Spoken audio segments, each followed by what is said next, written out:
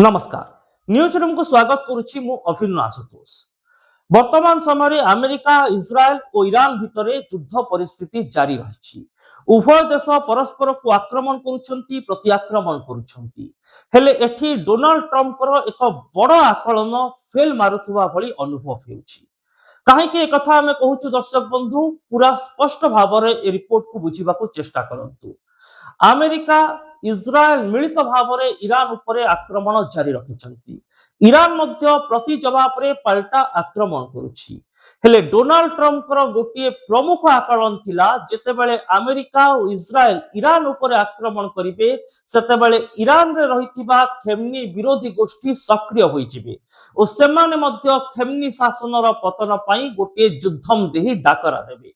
अर्थात गोटे पटे अमेरिका और इस्राएल आक्रमण करिवे अपर पक्षरे खेमनी विरोधी गोष्ठीर समर्थन अमेरिका को मिलिबो। हेले एभली किछि घटना वर्तमान घटुनाही।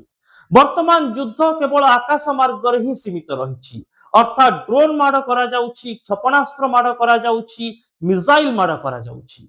हेले स्थल सेना ए पर्यंत युद्ध मैदान को सीधा सड़क ओल्हेई नाही।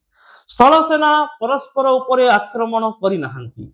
एणु अमेरिकार जो आकलन एवं जो स्ट्राटेजी थिला ईरान को दखल करिबारे ताहा फेल मारुछि। एठी दर्शक बंधु मु कहि रखिबा पई चाहिबी अमेरिका और इस्राएल ए उभय देश दुईटी भिन्न भिन्न उद्देश्य रखी ईरान उपरे आक्रमण करुछंती।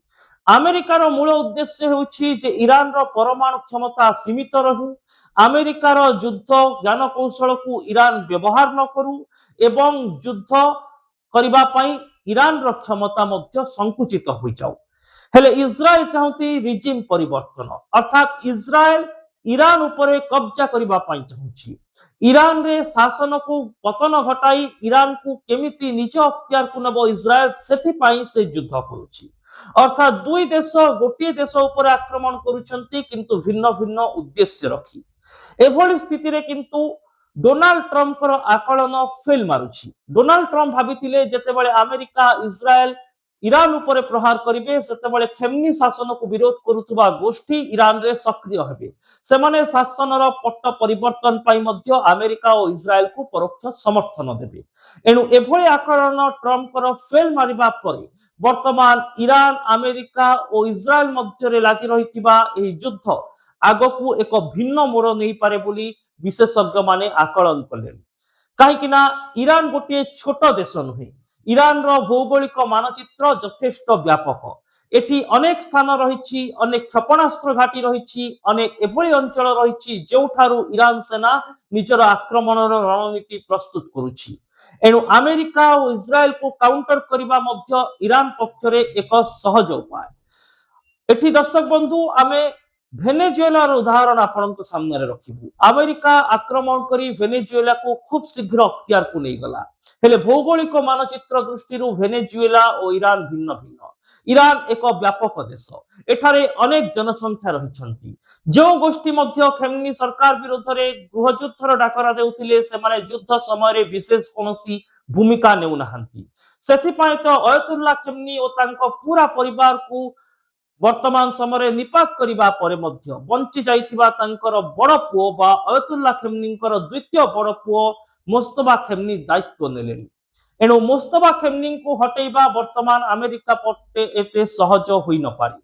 सेपटे इस्राएल चाहूची जे ईरान रो क्षमता संपूर्ण भाव में इस्राएल अधीन को आसू। हेले खेमनी विरोधी गोष्ठी मध्य इस्राएल को समर्थन देउ नाहंती। सेमाने मध्य गोटे नीरवता अवलंबन करिसंती। एणु इस्राएल और अमेरिकार स्ट्राटेजी ईरान रो आक्रमण को नहीं जहाँ आकलन करुथिला ताहा वर्तमान बैकफुट रे रहुछि।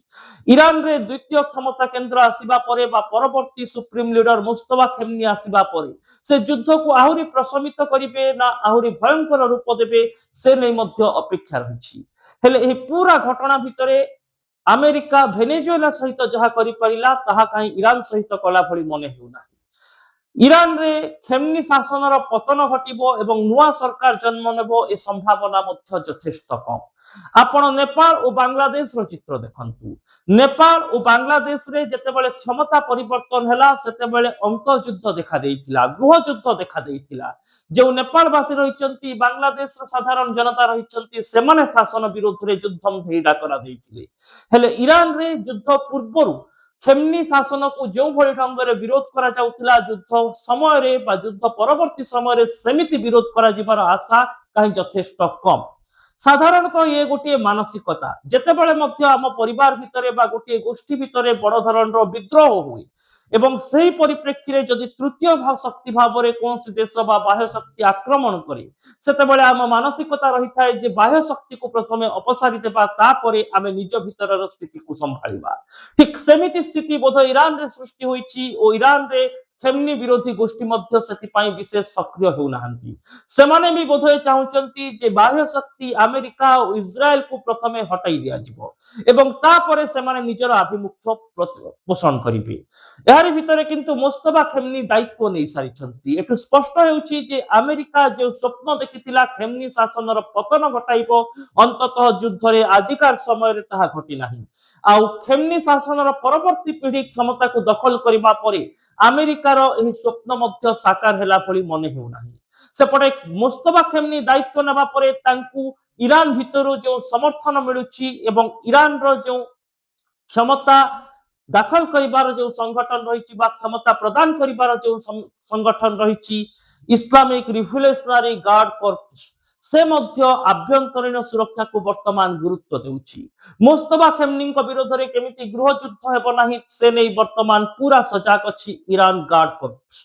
एणु एभली स्थिति रे अमेरिका पाई एते सहज नुहे जे ईरान रो भितरी कंदल को आउरी प्रोत्साहित करी से ईरान रो शासन रो पट्ट परिवर्तन करिदेबो। इस्राएल पाई मध्य एहा सहज नुहे जे जेतेबेले परवर्ती खेमनी बा परवर्ती शासन पीढ़ी भाबरे मुस्तफा खेमनी दायित्व नहीं सारी सेतेबेले तांकु हटाई एक नुआ शासन एणिकी आगकू ईरान रे स्थापन करिबो। एणु उभय देश वर्तमान आकाश मार्ग आक्रमण करुछंती। हुए तो सेमाने निजर स्थल सेनार ट्रुप आगामी समय रे सेठारे पहुंचाई पारंती किंतु एहा बाद मध्य ईरान এই উভয় দেশକୁ কাউন্টার করিবা পাই এক শক্তিশালী স্থাନରେ এক শক্তিশালী ভূমিকাରେ নজর আসিবার সম্ভাবনা বঢ়ি যাଉଛି। एणु दर्शक बंधु ईरान अमेरिका और इस्राएल युद्ध रे जो बड़ आशंका करा जाउथला ईरान रे खेमनी शासन परिवर्तन घटिबो आभ्यंतरीण कंदल एथिपाई बाह्य शक्ति को सुजोग देबो से सबु वर्तमान गोटे स्वप्न होई रहि जाइछि। एठी गोटे कथा होई पारे आक्रमण और प्रत्याक्रमण स्थिति आगको भयंकर होई पारे। एटी आउ गोटे आकलन करा जाउछि जदि विश्व समुदाय मिलित भाव में अमेरिका और इस्राएल पर चाप पकाइबे तेबे युद्ध हुए तो प्रशमित होई पारे। किंतु खेमनी शासन जे सुरक्षित स्थान रे अछि से रिपोर्ट को आमको भरोसा करबा पड़िबो। आगको ईरान अमेरिका और इस्राएल युद्ध उपरे कौन घटुछि एवं एने कौन सब चित्र सामना को आसुछि से नै मध्य आपन को अवगत करिबो। तेबे ए संपर्कित रिपोर्ट देखिबा पाई आम सह जोड़ी होई रहंतु हमर सोशल मीडिया साइट जरिया रे YouTube और Facebook रे हम चैनल को सब्सक्राइब करंतु हम वीडियो को लाइक और शेयर करंतु और कमेंट बॉक्स रे निजर मतामत लिखिबा को आदौ भूलंतु नाही। रहुछि नमस्कार।